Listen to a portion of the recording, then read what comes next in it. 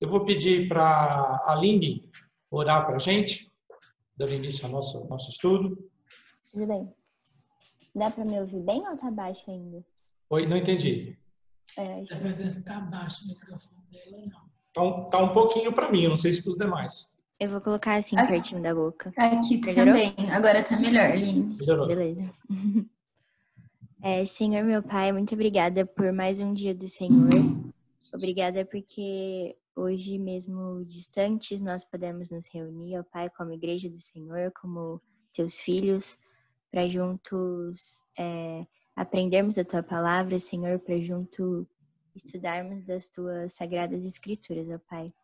Obrigada porque o Senhor tem levantado a vida do Renato e a vida da Leir. Nós te louvamos pela vida deles, ó Pai. Peço que o Senhor continue protegendo-os, ó Deus, com teus anjos guerreiros, ó Pai, contra qualquer mal, Senhor, que possa querer atingi-los, Deus. Mas nós sabemos que o Senhor é maior do que tudo isso. Nós te louvamos porque eles estão servindo ao Senhor através do serviço conosco, Pai. Peço que o Senhor continue dando sabedoria, ó Pai, e direcionamento para o preparo dessas aulas, ó Deus, para que a gente cresça juntos, aprenda juntos, ó Pai. Te louvo também por cada irmão que está aqui conectado, Senhor, que não tenhamos nenhum problema de internet ou coisa parecida, mas que seja para a tua glória, Senhor, para a tua honra. Peço por aqueles também que não puderam estar conosco e que o Senhor visite-os também nesse dia, Pai, que eles se lembrem que hoje é um dia importante, porque, como eu disse, hoje é o dia do Senhor e é bom nós estarmos juntos, é bom nós estarmos em adoração a Ti, Pai. Que o Senhor fique conosco e que o Teu Santo Espírito, ó Pai, possa falar aos nossos corações. Abre nossa mente, nosso entendimento e também retire dos nossos olhos e das nossas mentes qualquer distração, ó Pai. Amém. Obrigada porque o Senhor é um Deus bom, Deus misericordioso e um Deus amoroso que nos escolheu, ó Pai, mesmo nós sendo tão pequenos e tão indignos, o Senhor derramou a sua graça sobre nós. Eu te louvo, Pai. Amém. Em nome de Jesus, amém. Amém. Amém. Então vamos lá. Nós vamos dar continuidade. Estamos em Atos, capítulo 11, versículo 19.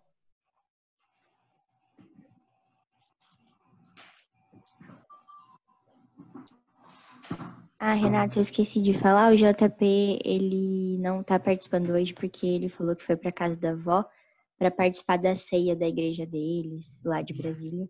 Aí ele pediu para avisar. Tá bem, tá bom. Leonardo, não estamos te vendo. Está nos ouvindo? O homem invisível. Estou ouvindo sim, estou ouvindo sim. Está ouvindo? Então tá bom. Então, todos acharam o texto? Estamos lá em Atos 11, 19? Eu vou fazer assim. Então, o Jaziel começa lendo, depois a Aline, a Bárbara, o Lucas e o Leonardo. Pode ser? Beleza. Então, o versículo 19, por favor, Jaziel. Então, os que foram dispersos por causa da tribulação que sobreveio a Estevão se espalharam até a Fenícia, Chipre e Antioquia, não anunciando a ninguém a palavra, senão somente aos judeus. Ok, então ele está voltando ao texto que parou lá em Atos, capítulo 8, versículo 1, que foi no apedrejamento de Estevão, né? Houve no capítulo 9 foi um parênteses, né, que é da conversão de Paulo, aí põe alguma coisa de Pedro e agora ele retorna ao assunto, né, do que aconteceu logo após o apedrejamento de Estevão. Houve aquela dispersão, né, uma grande tribulação, e eles foram dispersos pela Fenícia, Chipre e Antioquia. A Fenícia é uma região litorânea que começa depois ali do Monte Carmelo e ela se estende por uma faixa de 240 quilômetros ao norte. Ela corresponde atualmente ao Líbano, moderno Líbano. Tá bem? Chipre é uma ilha, né, fica um pouco mais ao sul e o que a gente conhece bastante era Barnabé, né, natural de Chipre. e Antioquia. Antioquia é a capital da Síria e era uma cidade bastante importante dentro do Império Romano. Era a terceira cidade do Império. A primeira era Roma, a segunda era Alexandria e a terceira cidade era Antioquia, com 500 mil habitantes. Isso naquela época. Tá? 500 mil habitantes, uma cidade, vamos dizer, o dobro de Araraquara. Né? Só para a gente ter uma ideia de dimensão de quanto de gente havia nessa cidade. Então, eles foram dispersos. Lembra aquele vídeo da sinuca? Em que as bolinhas foram espalhadas em várias direções e cada uma delas tinha uma função a cumprir. Né? E assim o Senhor fez. Vamos lá, então, versículo 20, com a Aline. Alguns deles, porém, que eram de Chipre e de Cirene, e que foram até Antioquia, falavam também aos gregos, anunciando-lhes o evangelho do Senhor Jesus. Legal. Nesse versículo, o que tem de diferente aqui é Cirene. E havia uma pessoa que acabou ficando muito conhecida na história de Jesus e era de Cirene. Vocês se lembram? Pergunta mais difícil. Durante a crucificação, alguém foi chamado para carregar a cruz. Essa pessoa chamava-se Simão, e ele era de Cirene, né? Os filhos dele, ele se converteu, os filhos se converteram, a esposa se converteu, né? E a gente vai acabar vendo a participação deles, tá bem? Então, de Cirene, a gente destaca que Simão, que carregou a cruz de Cristo, passou a ser um importante evangelista naquela região. E agora 21 com a Bárbara. Desculpe, perdão. Ainda no versículo 20, o que chama a atenção é que lá no finalzinho fala assim, anunciando-lhes o evangelho do Senhor Jesus. Né? No original, a palavra Senhor Jesus agora está escrito Kyrios, no grego. Kyrios, que significa Senhor, e não mais Christos, que significa Messias. Então, quando o evangelismo foi para os gentios, eles não estão mais falando, não usam mais a palavra Messias, porque isso era uma promessa para os judeus. Agora é usada a palavra Kyrios, que significa Senhor. Tá bem? Vamos 21 agora. A mão do Senhor estava com eles, e muitos creram e se converteram ao Senhor. Legal. Nos versículos 19, 20 e 21, nós temos mais ou menos um resumo do que é o ministério de evangelismo, tá? São 3 P's, P, tá? Letra P.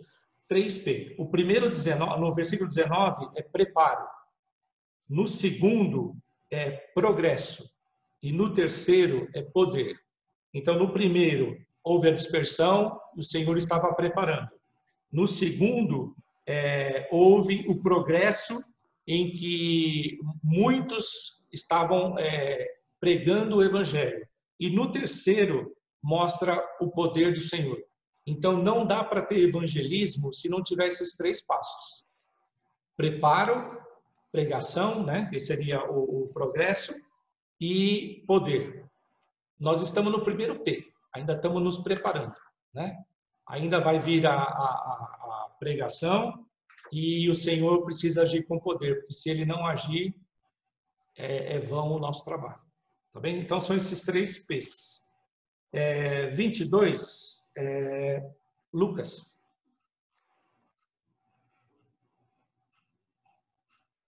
Tá com o microfone fechado. Tá mutado.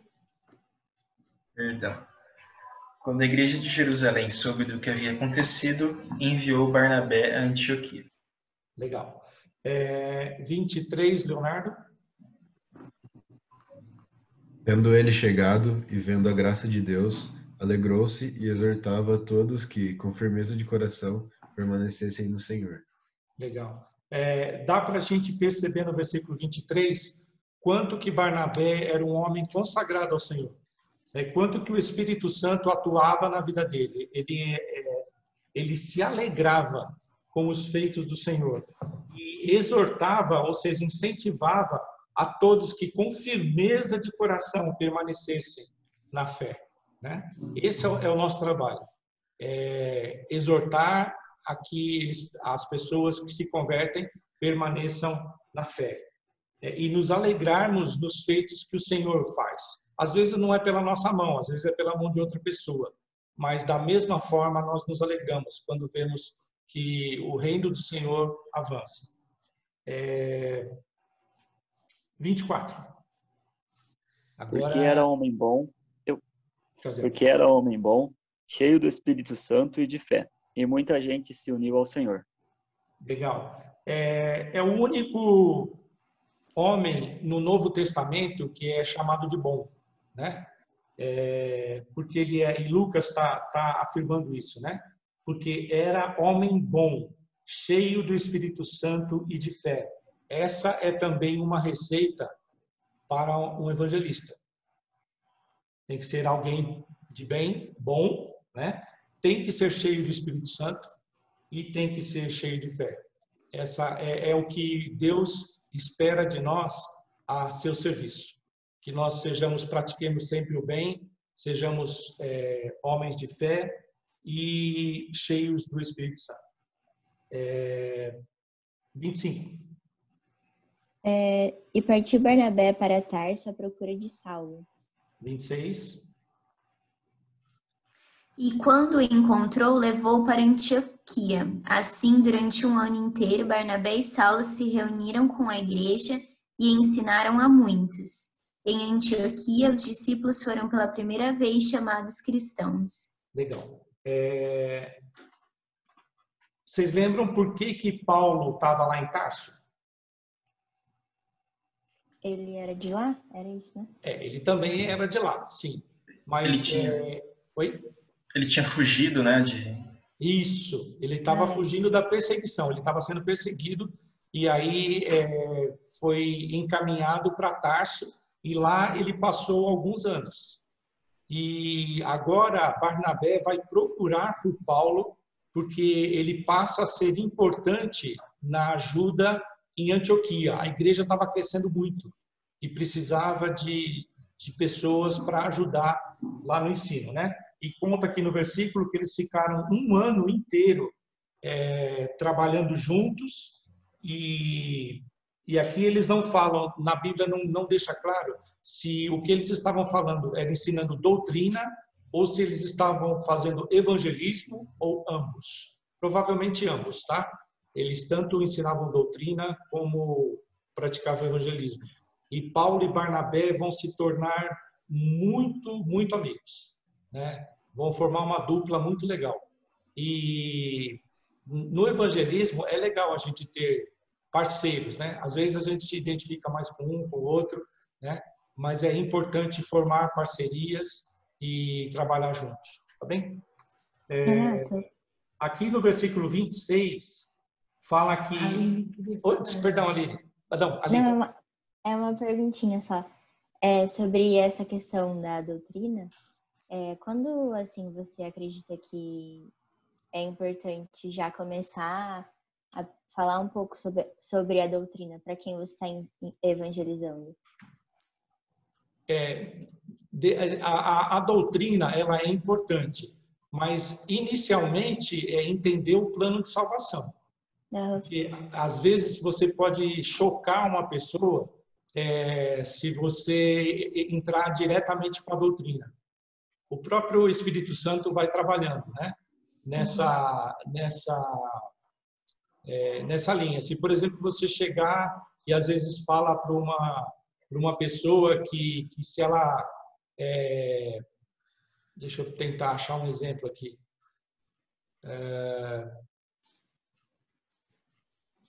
Dentro da nossa doutrina, ou predestinação, é um bom exemplo, tá? Se você falar de predestinação, você pode chocar a pessoa, porque ela pode achar que Deus é injusto, escolheu um e não escolheu outro.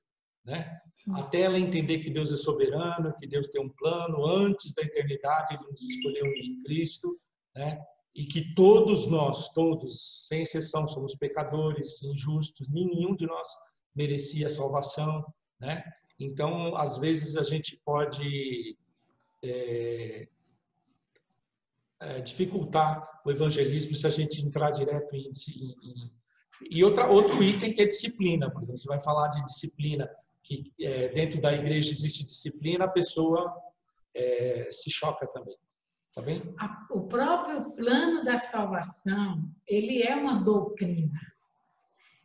Mas ele é uma doutrina base. É como se você fosse construir uma casa, você vai fazer primeiro um alicerce, né? Se você vai plantar, você tem que preparar a terra. Então, à medida que você vai dando a linha doutrinária do plano da salvação, que é a questão do amor de Deus pela pessoa, é a questão do pecado, porque o pecado dominou. Isso é uma linha doutrinária. Só que ele é uma linha doutrinária básica. É como se você desse, Paulo fala isso, o leitinho, né? Você vai dando chazinho, água, o caldinho de batata, depois você aumenta um pouquinho para o angu, e por aí vai, né? O mingau mais grosso, a papa. Agora, veja, quando você dá esse básico e a pessoa crê, o que acontece? Esse crer vem pelo Espírito. E o próprio Espírito Santo, ele vai dando sabedoria, discernimento, ele vai abrindo o entendimento da pessoa. Mas é necessário essa base, ela ser bem alicerçada. Você dá essa base do amor de Deus, do pecado, quem é Jesus. Eu acredito que quando você foca quem é Jesus, e nessa linha de quem é Jesus, nossa, você passa um ano falando de quem é Jesus e não termina, né? Então, é uma linha. E dessa resposta de quem é Jesus, vai surgindo os questionamentos. E isso? E o pecado? Eu lembro de uma pessoa que eu falava sobre o pecado, e a pessoa, ela fez uma pergunta. Olha, e se eu peço perdão e a pessoa não me perdoa?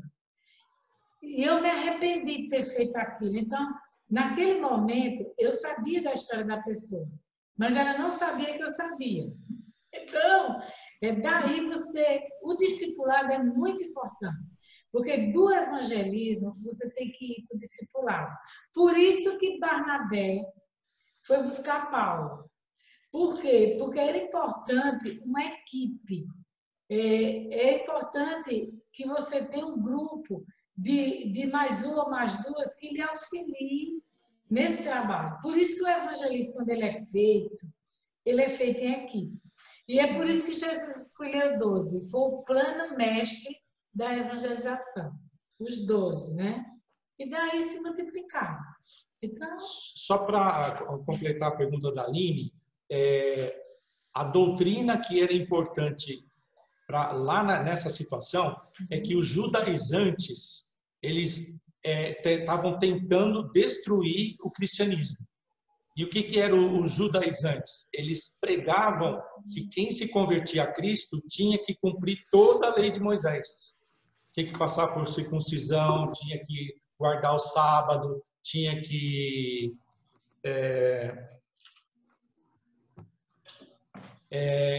cumprir toda o ritual que Moisés havia estabelecido. Isso não era mais verdade. Quando Cristo veio, todo esse cerimonial judaico não era obrigatório para os cristãos gentios, né? E essa era a doutrina. E eles precisavam ensinar isso, porque eles eram ferozmente perseguidos pelos judeus. Por isso, a parte da doutrina era importante nesse sentido.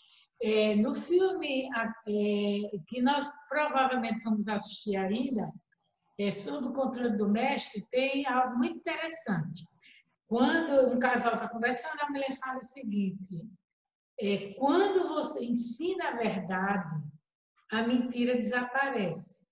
Então, na doutrina cristocêntrica, onde Cristo é o centro, as outras coisas vão, pela fé que as pessoas estão adquirindo, elas vão aprendendo. Então, focar Jesus. Eu sou o pão da vida, eu sou a luz do mundo. E aí, Aline, qualquer coisa a gente vai no particular conversar, se você precisar de ajuda, viu? Tá bom. Estamos aqui. Obrigada. Tem um material aqui que pode ser útil para você. Tá bom. Ó, fechando esse versículo 26, ele faz um comentário que pela primeira vez eles foram chamados de cristãos. Essa palavra cristão significa pessoas de Cristo ou discípulos de Cristo.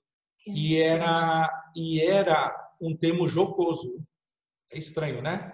Mas era um termo jocoso. É como hoje falar, olha lá os crentes.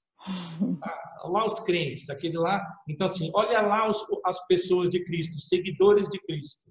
Né? Então, inicialmente, ele começou a ser usado até o pessoal usa um termo populacho.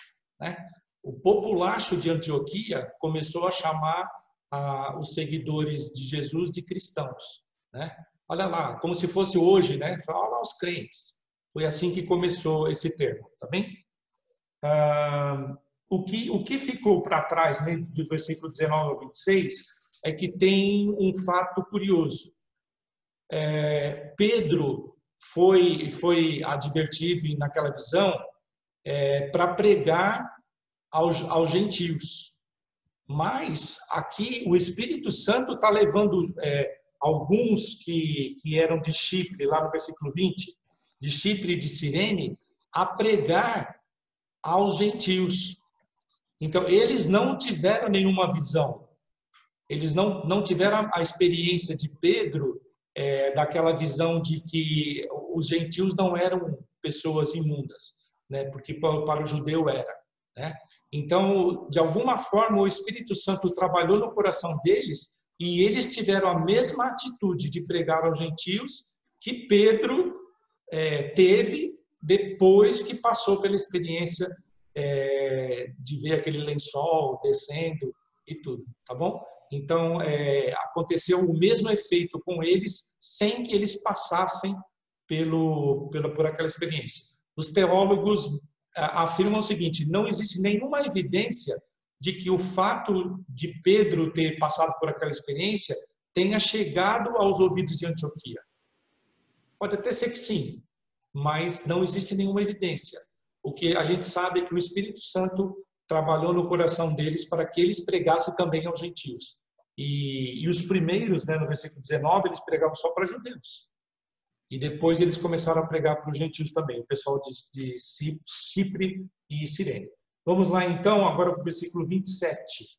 Onde parou? E agora? Acho que sou eu. Então vai lá, Lucas. A minha tela mudou de posição, tá?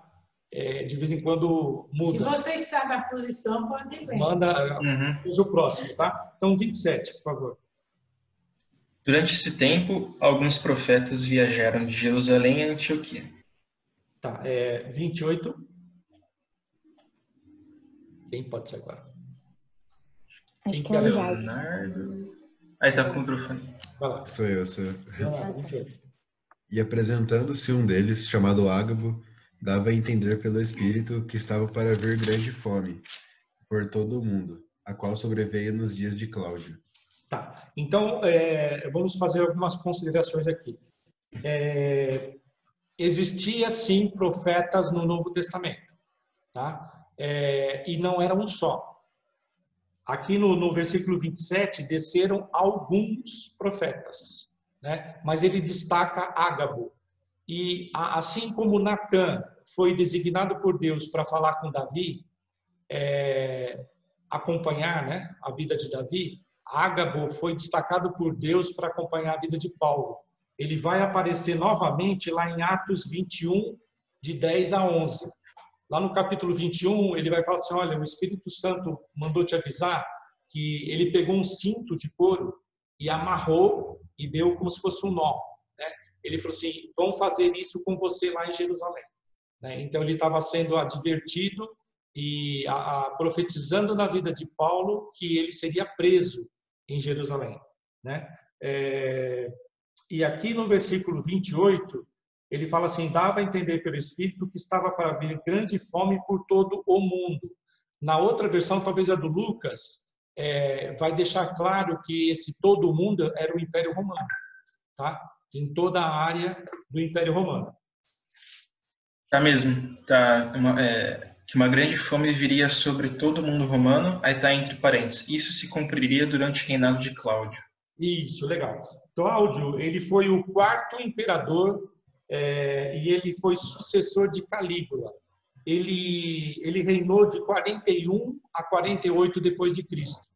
E essa fome aconteceu efetivamente no ano 46 depois de Cristo, tá bem?